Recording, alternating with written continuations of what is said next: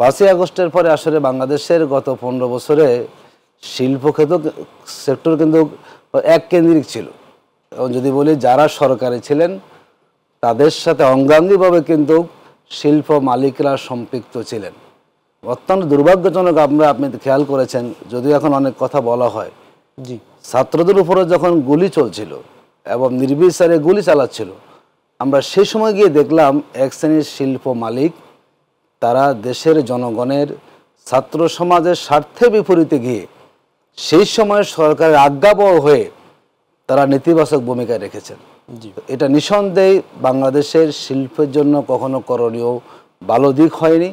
যেটা আমরা দেখলাম যে 5ই আগস্ট পরবর্তী সময় বাংলাদেশের অনেক বড় বড় কোম্পানি তারা কিন্তু বিদেশে পালিয়ে গিয়েছেন এবং অনেক জায়গায় সরকার এটাকে ওভারকাম করার চেষ্টা করে যাচ্ছেন।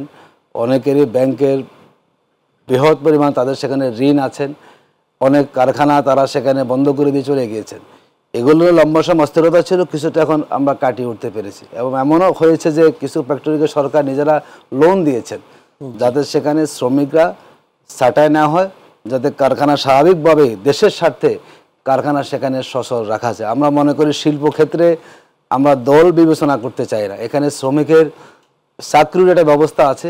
সুতরাং শিল্পক্ষেত্র যেটাই হোক, যদি সেটা টিকে থাকে তাহলে সেখানে শ্রমিক তার চাকরি করার সুযোগ পাবে, তার কর্মসংস্থানের ব্যবস্থা হবে এবং সেই দিকটাকে সামনে রেখে কিন্তু ইন্টারিম গভর্নমেন্ট তারা পদক্ষেপ নিচ্ছেন যতটুকু সরকারের পক্ষে সম্ভব।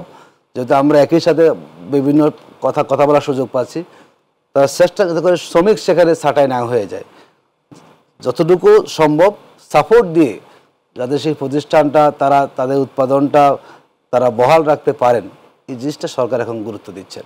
জি, বহাল রাখার ক্ষেত্রে তো সরকারের পক্ষ থেকে লোন কিংবা ব্যাংকিং সুবিধাও দেওয়া হচ্ছে। হ্যাঁ, সরকার দিচ্ছেন সেখানে।